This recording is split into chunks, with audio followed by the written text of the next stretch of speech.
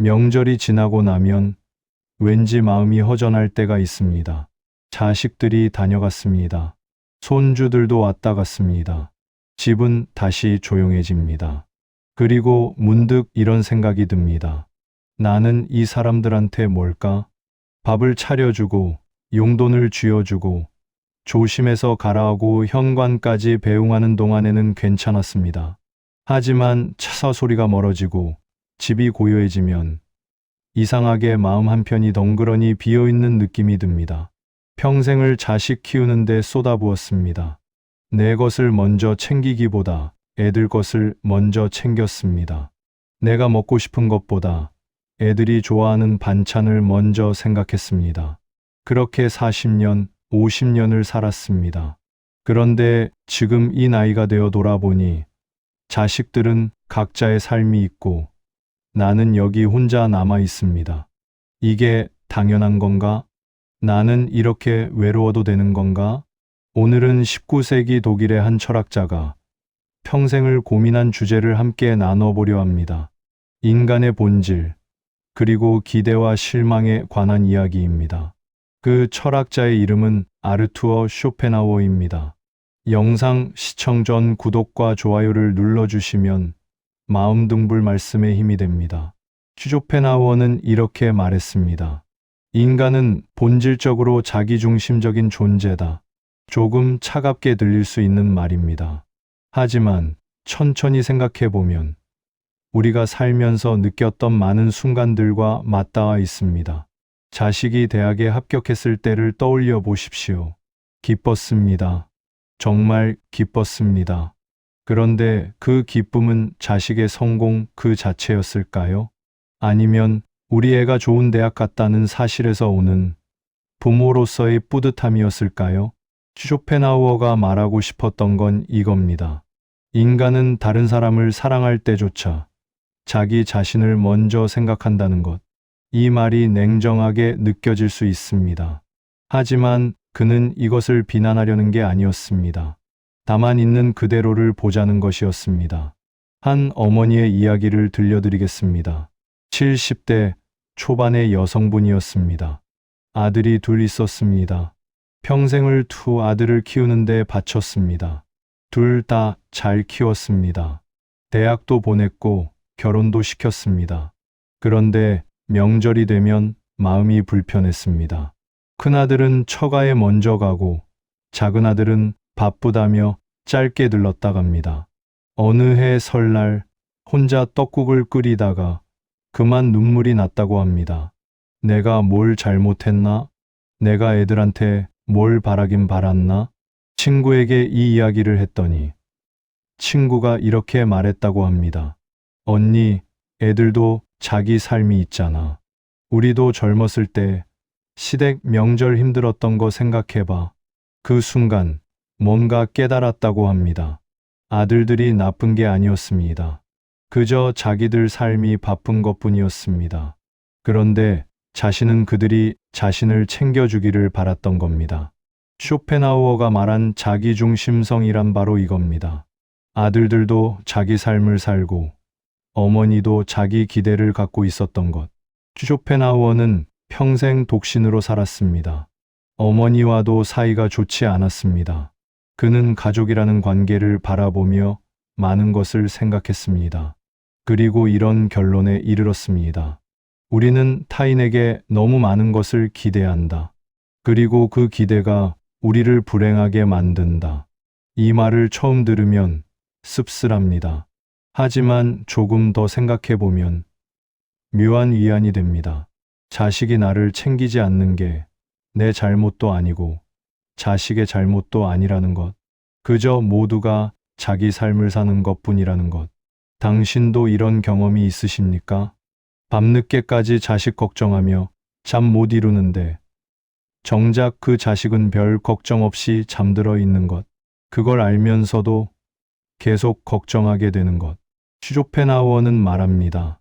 그것이 바로 인간의 본성이라고. 쇼펜하우어의 또 다른 말을 들어볼까 합니다. 인생은 고통이다. 우리가 원하는 것을 얻지 못하면 고통스럽고 얻고 나면 또 다른 것을 원하게 되어 고통스럽다. 이 말은 그의 대표작 의지와 표상으로서의 세계에 나오는 핵심 사상입니다. 조금 어둡게 들립니다. 하지만 우리 삶을 돌아보면 부정할 수 없는 진실이기도 합니다. 자식이 어렸을 때는 생각했습니다. 이 아이가 건강하게만 자라다오. 그런데 건강하게 자라면 이번엔 공부를 잘하기를 바라게 됩니다. 공부를 잘하면 좋은 직장을 갖기를 바랍니다. 좋은 직장을 가지면 좋은 배우자를 만나기를 바랍니다. 결혼을 하면 손주를 보고 싶어집니다. 끝이 없습니다. 그리고 그 과정에서 우리는 계속 불안합니다. 계속 걱정합니다. 계속 뭔가 부족하다고 느낍니다. 쇼펜하우어는 이것을 이지의 끝없는 욕망이라고 불렀습니다. 한 아버지의 이야기입니다. 딸이 하나 있었습니다. 늦둥이 딸이었습니다. 그 아버지는 딸을 정말 아꼈습니다. 딸이 대학을 졸업하고 직장을 잡았을 때 안심했습니다. 이제 됐다. 이 아이는 이제 혼자서도 잘 살 수 있겠구나. 그런데 딸이 외국 회사로 발령을 받았습니다. 외국에 나가서 살게 되었습니다. 처음에는 자랑스러웠습니다. 우리 딸이 해외에서 일한다는 사실이 뿌듯했습니다. 하지만 시간이 지나면서 외로움이 밀려왔습니다. 명절에도 올 수 없고 전화 통화도 시차 때문에 쉽지 않았습니다. 그 아버지는 이렇게 말했습니다. 딸이 잘 되는 게 좋은 건데 왜 나는 이렇게 허전할까? 쇼펜하우어가 말한 고통이 바로 이겁니다. 우리가 원하는 것을 얻고 나면 또 다른 욕망이 생긴다는 것. 딸이 성공하기를 바랐습니다. 성공했습니다. 그런데 이번에는 곁에 있어주기를 바라게 되었습니다. 이것이 인간입니다. 쇼펜하우어는 이런 말도 했습니다. 행복이란 욕망이 충족되는 상태가 아니라 욕망이 잠시 멈춘 상태다. 깊이 생각해 볼 말입니다. 우리는 평생 뭔가를 얻으려고 애썼습니다. 돈을 벌고 집을 사고 자식을 키우고 명예를 쌓았습니다. 그런데 정말 행복했던 순간은 언제였습니까? 무언가를 얻은 그 순간보다 오히려 아무것도 바라지 않았던 순간들이 아니었습니까? 어느 봄날 오후 마당에 앉아 햇볕을 쬐는 순간, 손주가 무릎에 기대어 잠든 순간, 아무 생각 없이 산책하던 저녁길, 그런 순간들이 진짜 행복이었습니다. 쇼펜하우어는 말합니다. 행복은 무언가를 얻는 데 있지 않다고, 오히려 원하는 것을 내려놓을 때 찾아온다고. 이제 본격적으로 오늘의 핵심 주제로 들어가 보겠습니다. 쇼펜하우어는 이렇게 말했습니다. 부모는 자식을 사랑하지만 자식이 부모를 사랑하는 정도는 그보다 훨씬 약하다. 가슴이 철렁 내려앉는 말입니다. 하지만 거짓말은 아닙니다. 부모는 자식을 키우며 모든 것을 줍니다. 시간, 돈, 건강, 심지어 꿈까지도. 자식이 잘 되는 것이 곧 자신의 행복이라고 생각합니다. 그런데 자식은 어떻습니까? 자식은 부모를 사랑하지 않는 걸까요? 아닙니다. 사랑합니다. 하지만 부모가 자식을 사랑하는 것만큼은 아닙니다. 왜냐하면 자식에게는 자식의 삶이 더 중요하기 때문입니다. 자식에게는 배우자가 있고, 자기 자식이 있고, 직장이 있고, 미래가 있습니다. 부모는 자식의 과거입니다. 자식은 자신의 미래를 향해 달려갑니다. 이 말을 듣고 상처받으실 수도 있습니다. 하지만 쇼펜하우어는 이것을 냉정하게 받아들이라고 말합니다. 왜냐하면 당신도 똑같았기 때문입니다. 생각해 보십시오. 젊었을 때 당신은 부모님을 얼마나 자주 찾아뵈었습니까? 아이들 키우느라, 돈 벌느라 바빴습니다. 명절에나 찾아뵙고 짧게 인사드리고 돌아왔습니다. 그때는 그게 당연했습니다. 내 삶이 바빴으니까요. 그런데 지금 당신의 자식들도 똑같이 바쁩니다. 당신이 그랬던 것처럼. 이것이 인간의 본성입니다. 쇼펜하우어는 이것을 이기심이라고 부르지 않습니다. 그냥 자연스러운 것이라고 말합니다. 한 할머니의 이야기입니다. 아들이 셋 있었습니다. 평생 세 아들을 키우느라 자신을 돌볼 틈이 없었습니다. 남편은 일찍 세상을 떠났고 혼자서 세 아들을 다 키워냈습니다. 아들들은 모두 성공했습니다. 좋은 직장을 다니고 좋은 집에 살고 손주들도 잘 키우고 있습니다. 그런데 그 할머니는 혼자 작은 아파트에 살고 있습니다. 아들들이 모시겠다고 했지만 거절했습니다. 같이 살면 서로 불편하다. 나는 혼자 있는 게 편하다. 그렇게 말했지만 사실은 달랐습니다.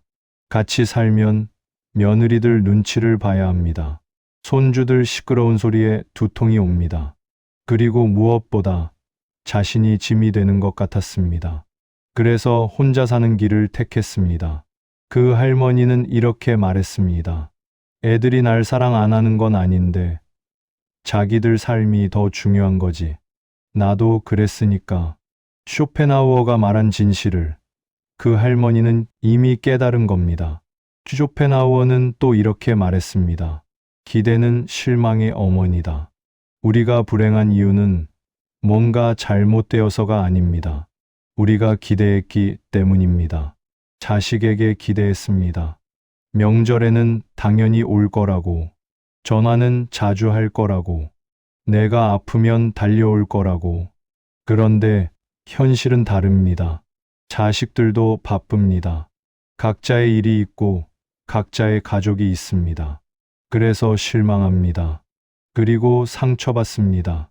하지만 쇼펜하우어는 묻습니다. 애초에 기대하지 않았다면 실망할 일도 없지 않았겠습니까? 이쯤에서 질문이 들 수 있습니다.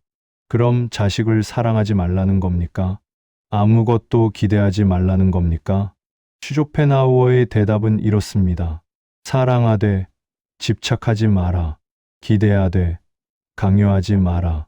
그의 책 여록과 보유에는 이런 구절이 있습니다. 우리는 타인의 행복을 위해 살 수 없다. 각자가 자신의 행복을 책임져야 한다. 조금 냉정하게 들립니다. 하지만 천천히 음미해 보면 자유를 주는 말이기도 합니다. 당신은 자식의 행복을 책임질 수 없습니다. 자식도 당신의 행복을 책임질 수 없습니다. 각자가 자기 삶을 살아야 합니다. 어느 부부의 이야기입니다. 70대 부부였습니다. 자식이 둘 있었는데 모두 외국에 살고 있었습니다. 처음에는 섭섭했습니다. 우리 곁에 있어주면 좋을 텐데. 하지만 시간이 지나며 생각이 바뀌었습니다. 애들도 자기 삶이 있는 거지. 우리도 우리 삶을 살자. 그래서 두 사람은 새로운 취미를 시작했습니다. 등산을 다니기 시작했습니다. 처음에는 작은 산부터 시작해서 이제는 전국의 명산을 다닙니다. 명절에 자식들이 못 오면 그냥 둘이서 여행을 갑니다. 자식들에게 전화해서 우리 지금 여행 중이야. 잘 지내라고 말합니다. 그 부부는 이렇게 말했습니다. 애들한테 기대지 않으니까 오히려 관계가 더 편해졌어요. 쇼펜하우어가 말한 자유가 바로 이겁니다. 서로를 놓아주는 것. 쇼펜하우어는 이런 말도 했습니다.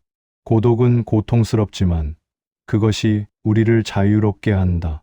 혼자 있는 게 외롭습니다. 자식들이 멀리 있으면 허전합니다.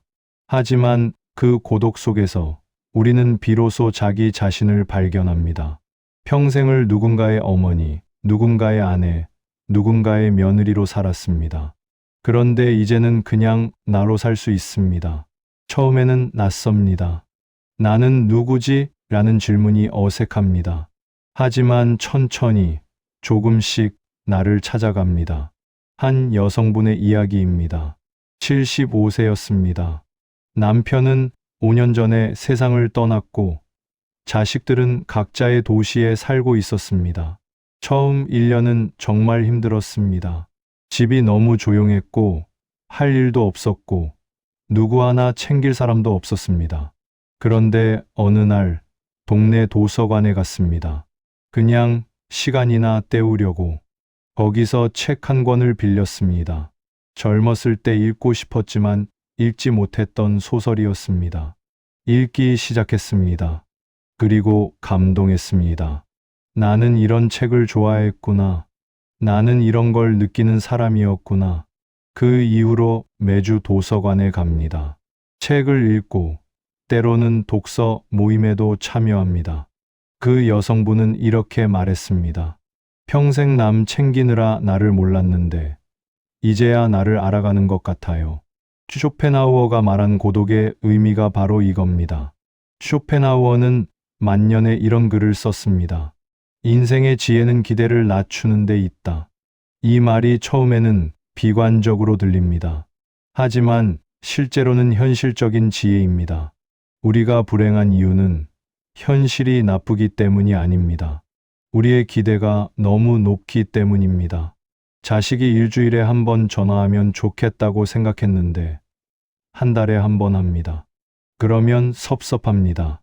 하지만 애초에 한 달에 한 번 전화해도 고맙다고 생각했다면 어땠을까요? 전화가 올 때마다 기쁨이 되지 않았을까요? 쇼펜하우어는 말합니다. 기대를 낮추라고.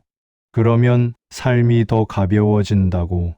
어느 아버지의 이야기입니다. 아들이 멀리 살고 있었습니다. 명절에도 오기 어려운 거리였습니다. 처음에는 서운했습니다. 다른 집 자식들은 다 오는데 우리 아들만 왜 안 오나. 하지만 어느 날 생각을 바꿨습니다. 아들이 1년에 한 번만 와도 그것만으로도 고마운 거다. 그렇게 생각하니 마음이 편해졌습니다. 그리고 아들이 왔을 때 더 소중하게 느껴졌습니다. 1년에 한 번밖에 못 보는데 이 시간을 즐기자. 그 아버지는 이렇게 말했습니다. 기대를 낮추니까 오히려 행복이 커졌어요. 쇼펜하우어의 또 다른 말입니다. 우리는 잃어버린 것을 생각하며 괴로워하지만 처음부터 갖지 않았다면 괴로워하지 않았을 것이다. 젊었을 때는 자식들이 곁에 있었습니다. 시끄럽고 바쁘고 정신없었지만 함께였습니다. 지금은 자식들이 떠났습니다. 그래서 허전합니다. 하지만 생각해보면 당신에게는 여전히 많은 것이 남아 있습니다. 건강이 있습니다. 시간이 있습니다. 자유가 있습니다. 그리고 무엇보다 당신 자신이 있습니다. 잃어버린 것에 집중하면 슬픕니다. 하지만 남아있는 것에 집중하면 감사할 일이 많습니다. 쇼펜하우어는 평생 비관주의자로 알려졌습니다. 하지만 그의 말년은 의외로 평온했습니다. 그는 혼자 살았습니다. 가족도 없었고 친구도 많지 않았습니다. 하지만 책을 읽고 산책을 하고 음악을 들으며 조용히 살았습니다. 그리고 72세에 세상을 떠나기 직전 이렇게 말했다고 합니다. 나는 불행하지 않았다. 다만 고독했을 뿐이다. 고독과 불행은 다릅니다. 고독은 혼자 있는 상태입니다. 불행은 마음의 상태입니다. 혼자 있어도 마음이 평온하면 행복할 수 있습니다. 이제 마무리를 향해 가겠습니다. 쇼펜하우어의 마지막 말을 하나 더 들려드리겠습니다. 진정한 자유는 아무것도 필요로 하지 않는 상태다. 자식이 필요하면 우리는 자식에게 의존하게 됩니다. 자식의 사랑이 필요하면 그들의 태도에 따라 행복과 불행이 결정됩니다. 하지만 아무것도 필요로 하지 않으면 어떻게 될까요? 자식이 오면 반갑고 안 와도 괜찮습니다. 전화가 오면 고맙고 안 와도 서운하지 않습니다. 이것이 쇼펜하우어가 말한 진정한 자유입니다. 한 할아버지의 이야기로 마무리하겠습니다. 80대 초반이었습니다. 자식이 셋 있었는데 모두 바빴습니다. 손주들도 각자의 삶이 있었습니다. 그 할아버지는 혼자 요양원에 계셨습니다. 자식들이 모시겠다고 했지만 본인이 거절했습니다. 나는 여기가 편하다. 친구들도 있고 할 일도 있고 요양원에서 다른 어르신들과 바둑도 두고 산책도 하고 책도 읽으며 지냈습니다. 어느 날 큰아들이 찾아왔습니다. 그리고 조심스럽게 물었습니다. 아버지, 저희가 자주 못 와서 죄송해요. 섭섭하시죠? 그 할아버지는 웃으며 말했습니다. 섭섭하긴. 너희도 바쁜데 나는 여기서 잘 지내고 있어. 오히려 너희가 편하게 살면 내가 더 좋다. 아들은 그 말을 듣고 울컥했다고 합니다. 그 할아버지는 쇼펜하우어의 철학을 공부한 적이 없습니다. 하지만 삶을 통해 깨달은 겁니다. 자식에게 기대지 않을 때 오히려 관계가 더 편해진다는 것을, 내가 행복해야 자식들도 편하다는 것을. 쇼펜하우어는 젊은 시절 이런 글을 썼습니다. 인간은 사회적 동물이지만 동시에 고독을 필요로 하는 존재다. 우리는 평생 사람들 속에서 살았습니다. 가족, 친구, 직장 동료, 혼자 있는 시간이 거의 없었습니다. 그런데 나이가 들면서 주변이 조용해집니다. 자식들은 독립했고, 직장도 은퇴했고, 친구들도 하나둘 멀어집니다. 처음에는 이 고독이 견디기 힘듭니다. 나는 이제 쓸모없는 사람인가? 라는 생각이 듭니다. 하지만 쇼펜하우어는 다르게 말합니다. 고독은 저주가 아니라 선물이라고. 왜 선물일까요? 평생 다른 사람을 위해 살았습니다. 부모님을 위해, 배우자를 위해, 자식을 위해. 그런데 이제는 나를 위해 살 수 있습니다. 아침에 일어나서 누구 눈치 볼 필요 없이 내가 하고 싶은 걸 할 수 있습니다. 밥을 먹어도 내가 먹고 싶은 걸 먹습니다. 산책을 가도 내가 가고 싶은 곳을 갑니다. 이것이 자유입니다. 어느 70대 여성분이 이런 말을 했습니다. 평생 남편 입맛 맞춰서 밥했는데 남편 돌아가고 나니까 처음으로 내가 좋아하는 음식을 먹게 됐어요. 슬프기도 하지만 한편으로는 자유롭기도 해요. 복잡한 감정입니다. 슬프면서도 자유롭다는 것. 쇼펜하우어는 이것을 이해했습니다. 인간의 감정은 단순하지 않다는 것을. 쇼펜하우어의 또 다른 명언입니다. 우리는 젊을 때는 행복해질 수 있다고 믿지만 나이가 들면 고통을 피하는 것만으로도 충분하다는 것을 깨닫는다. 젊었을 때는 꿈이 많았습니다. 이것도 하고 싶고 저것도 하고 싶다. 돈도 많이 벌고 성공도 하고 행복하게 살고 싶다. 하지만 나이가 들면 생각이 바뀝니다. 큰 병 없이 건강하게 살면 된다. 자식들 무탈하게 살면 된다. 하루하루 평온하게 살면 된다. 이것이 비관적으로 들릴 수 있습니다. 하지만 실제로는 지혜입니다. 불필요한 욕심을 내려놓는 것, 과한 기대를 버리는 것, 그것이 평온으로 가는 길입니다. 한 부부의 이야기입니다. 결혼 50주년을 맞이했습니다. 금혼식이었습니다. 자식들이 호텔에서 잔치를 열어주겠다고 했습니다. 하지만 두 사람은 거절했습니다. 대신 동네 작은 식당에서 둘이서 조용히 식사를 했습니다. 우리 50년 동안 참 많은 일이 있었지? 그래, 힘든 일도 많았고, 좋은 일도 많았고, 이제 남은 시간은 조용히 살자. 그래, 조용히. 화려한 잔치보다 조용한 대화가 더 소중했습니다. 쇼펜하우어가 말한 지혜가 바로 이겁니다. 나이가 들수록 소박함 속에서 평온을 찾는 것. 쇼펜하우어는 행복론이라는 글에서 이렇게 말했습니다. 행복의 구할은 건강에서 나온다. 젊었을 때는 이 말을 이해하지 못했습니다. 건강? 그건 당연한 거 아닌가? 하지만 나이가 들면 압니다. 건강이 얼마나 소중한지.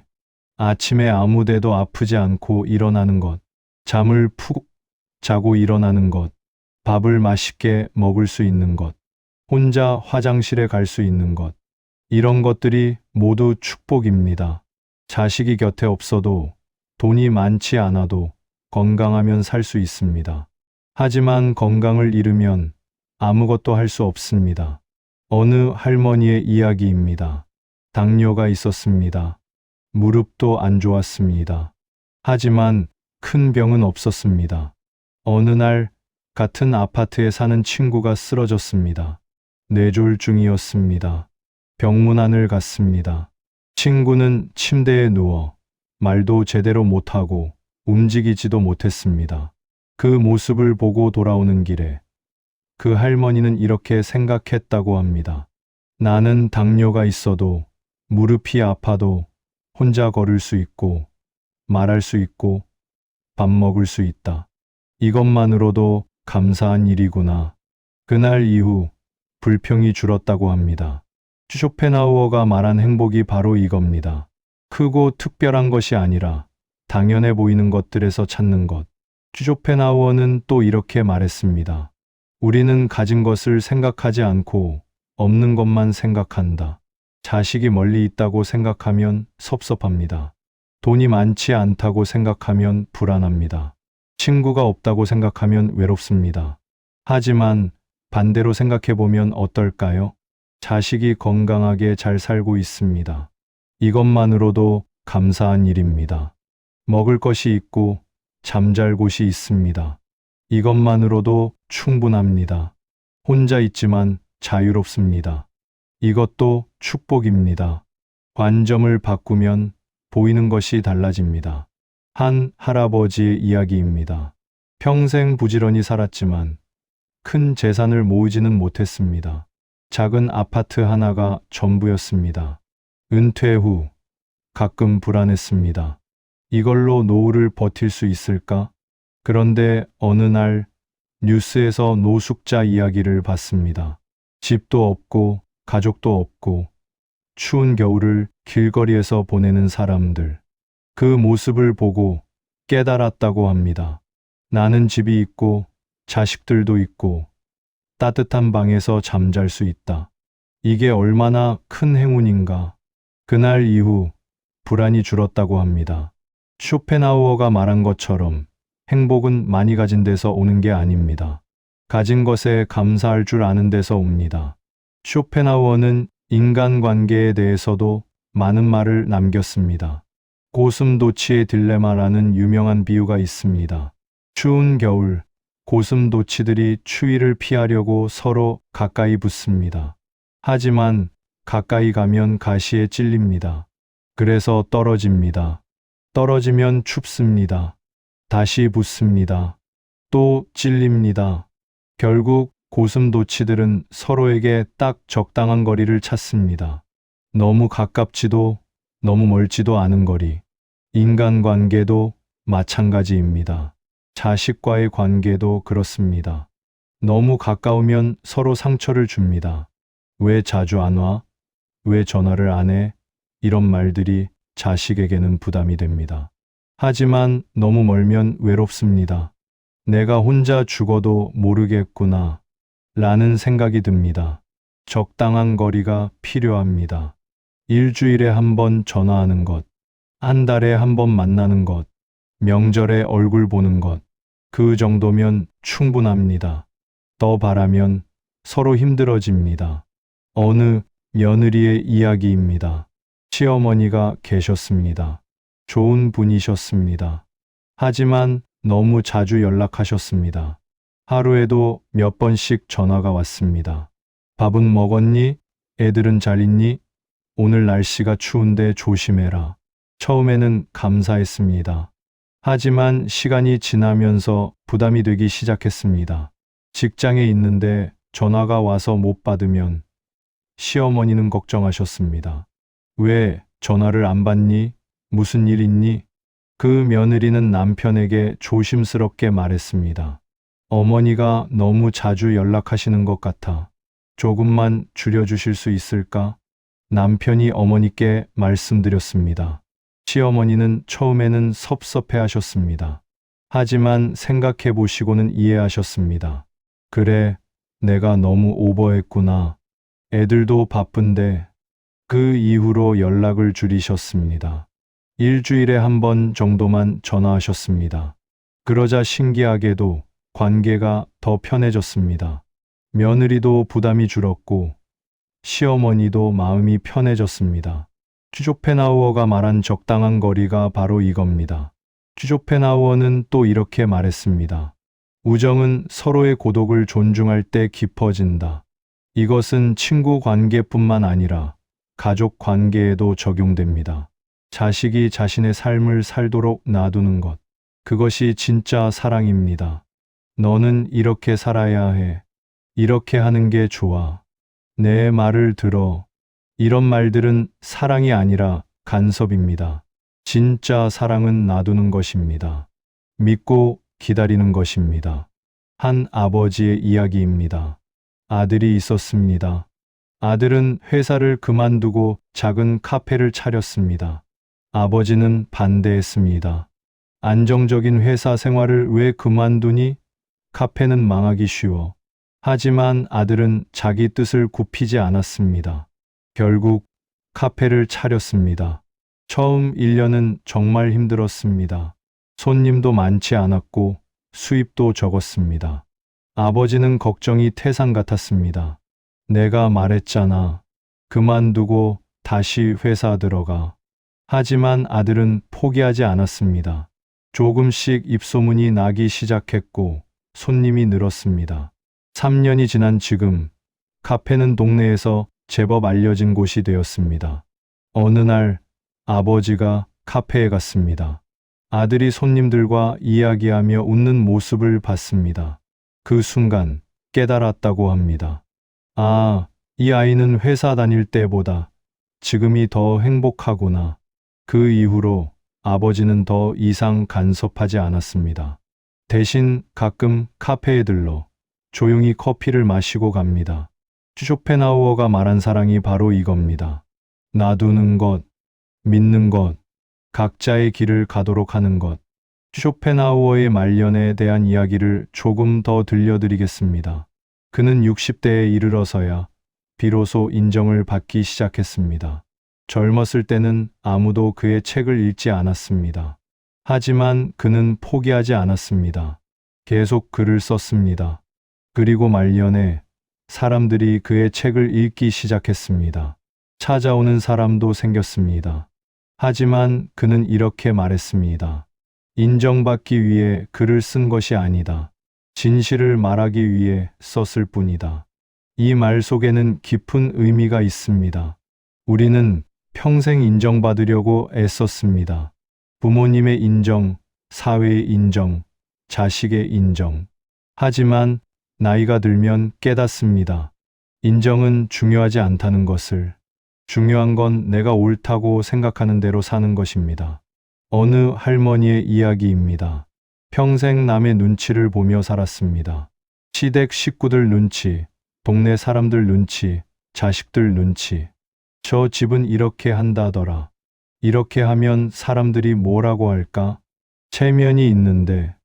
이런 생각들이 항상 머릿속을 가득 채웠습니다. 그런데 75세가 되던 해 큰 병을 앓았습니다. 암이었습니다. 다행히 수술이 잘 되어 회복했습니다. 하지만 그 경험 이후 생각이 바뀌었다고 합니다. 남은 시간이 얼마나 될까? 이제는 내가 하고 싶은 대로 살자. 그래서 젊었을 때 하고 싶었던 그림을 시작했습니다. 처음에는 할머니가 그림을 배워서 뭐하나라는 시선도 있었습니다. 하지만 신경 쓰지 않았습니다. 그림을 그리는 시간이 행복했습니다. 그 할머니는 이렇게 말했습니다. 평생 남 눈치 보며 살았는데 이제는 내 눈치를 보며 살고 싶어요. 쇼펜하우어가 말한 자유가 바로 이겁니다. 쇼펜하우어는 인생론에서 이렇게 말했습니다. 늙음의 장점은 더 이상 잃을 것이 많지 않다는 것이다. 조금 슬픈 말처럼 들립니다. 하지만 다르게 생각하면 자유롭다는 뜻이기도 합니다. 젊었을 때는 잃을 것이 많았습니다. 직장, 명예, 재산, 건강. 그래서 조심스러웠습니다. 실패할까 봐 두려웠습니다. 남의 시선이 신경 쓰였습니다. 하지만 이제는 다릅니다. 직장도 이미 은퇴했습니다. 재산도 이미 정해졌습니다. 건강도 지킬 수 있는 만큼 지키면 됩니다. 더 이상 잃을 게 많지 않습니다. 그렇다면 오히려 자유롭게 살 수 있지 않을까요? 한 할아버지의 이야기입니다. 평생 공무원으로 살았습니다. 조심스럽게, 실수 없이 안전하게 살았습니다. 은퇴 후 무료했습니다. 매일 집에만 있으니 답답했습니다. 어느 날 동네에서 실버 합창단을 모집한다는 공고를 받습니다. 합창? 나는 노래를 잘 못하는데. 하지만 생각해 봤습니다. 이제 잃을 게 뭐가 있나? 한번 해보자. 합창단에 들어갔습니다. 처음에는 어색했습니다. 박자도 잘 못 맞추고 음도 잘 못 찾았습니다.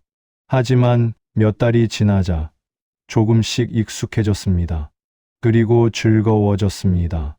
무대에 서서 노래하는 순간 살아있음을 느꼈다고 합니다. 그 할아버지는 이렇게 말했습니다. 젊었을 때는 부끄러워서 못했을 거예요. 하지만 이제는 상관없어요. 즐기면 되는 거니까. 쇼펜하우어가 말한 자유가 바로 이겁니다. 쇼펜하우어는 죽음에 대해서도 많은 글을 남겼습니다. 죽음은 끝이 아니라 개별성의 종말일 뿐이다. 어려운 말입니다. 하지만 그가 말하고 싶었던 건 이겁니다. 우리는 죽음을 두려워합니다. 내가 사라진다는 생각이 무섭습니다. 하지만 쇼펜하우어는 다르게 봅니다. 당신이 죽어도 생명은 계속됩니다. 자식이 있고 손주가 있고 세상은 계속 돌아갑니다. 당신이라는 개별적인 존재는 사라지지만 당신이 속했던 큰 흐름은 계속됩니다. 이것이 위안이 될 수 있을까요? 어느 할아버지의 이야기입니다. 암 선고를 받았습니다. 시한부 6개월이라는 진단이었습니다. 처음에는 두려웠습니다. 이제 끝이구나. 하지만 시간이 지나면서 마음이 평온해졌다고 합니다. 손주들을 보며 생각했습니다. 이 아이들이 자라서 또 자기 아이들을 낳고 그렇게 계속 이어지겠지. 나는 그 긴 흐름의 한 부분이었구나. 그렇게 생각하니 죽음이 덜 무서웠다고 합니다. 마지막 날들을 손주들과 함께 시간을 보냈습니다. 이야기도 해주고 사진도 함께 찍고 맛있는 것도 함께 먹었습니다. 그리고 조용히 세상을 떠났습니다. 장례식에서 손주들이 말했습니다. 할아버지는 무서워하지 않으셨어요. 평온해 보이셨어요. 쇼펜하우어가 말한 죽음에 대한 태도가 바로 이겁니다. 쇼펜하우어는 또 이렇게 말했습니다. 인생에서 가장 중요한 것은 어떻게 죽느냐가 아니라 어떻게 사느냐다. 우리는 죽음을 두려워하며 삽니다. 나중에 어떻게 되지? 고통스럽지 않을까? 혼자 죽으면 어떡하지? 하지만 쇼펜하우어는 말합니다. 그것보다 중요한 건 지금 어떻게 사느냐라고. 오늘 하루를 후회 없이 살았습니까? 오늘 하루를 의미 있게 보냈습니까? 오늘 하루를 감사하며 살았습니까? 이것이 중요합니다. 어느 할머니의 이야기입니다. 90세였습니다. 건강은 좋지 않았지만 정신은 맑았습니다. 어느 날 손녀가 물었습니다. 할머니, 무섭지 않으세요? 곧 돌아가실 텐데. 할머니는 웃으며 말했습니다. 무섭긴 뭐가 무서워. 나는 90년을 살았어. 충분히 살았지. 이제는 쉬고 싶다. 손녀가 또 물었습니다. 후회되는 거 없으세요? 할머니는 잠시 생각하더니 말했습니다. 후회야 있지. 하지만 그것도 내 인생이야. 다시 살아도 비슷하게 살았을 거야. 그 할머니는 1년 후에 조용히 세상을 떠났습니다. 장례식은 슬프지 않았습니다. 오히려 평온했습니다. 할머니가 평온하게 가셨기 때문입니다. 쇼펜하우어가 말한 삶의 태도가 바로 이겁니다. 오늘 우리는 쇼펜하우어라는 철학자를 통해 자식에게 기대지 말아야 하는 이유를 함께 살펴봤습니다. 핵심을 3가지로 정리하겠습니다. 첫째, 인간은 본질적으로 자기중심적입니다. 이것은 나쁜 것이 아닙니다. 그저 본성입니다. 자식도 자기 삶이 우선입니다. 당신도 젊었을 때 그랬습니다. 둘째, 기대는 실망을 낳습니다. 자식에게 많이 기대할수록 더 많이 실망하게 됩니다. 기대를 낮추면 오히려 감사할 일이 많아집니다. 셋째, 진정한 자유는 의존하지 않는 것입니다. 자식에게 의존하지 않을 때 비로소 자유로워집니다. 그리고 그때 관계도 더 편해집니다. 쇼펜하우어는 비관주의자로 알려졌습니다. 하지만 그의 말년은 평온했습니다. 그는 혼자 살았지만 불행하지 않았습니다. 오히려 자유로웠습니다. 72세에 세상을 떠나기 전 그는 이렇게 말했다고 합니다. 나는 내 삶을 살았다. 짧지만 강렬한 문장입니다. 당신도 이렇게 말할 수 있습니까? 나는 내 삶을 살았다. 지금 이 나이여서 더 의미 있습니다. 이제는 누구의 기대에 맞출 필요가 없습니다. 누구의 눈치를 볼 필요도 없습니다. 자식들은 자식들의 삶을 살고 당신은 당신의 삶을 살면 됩니다.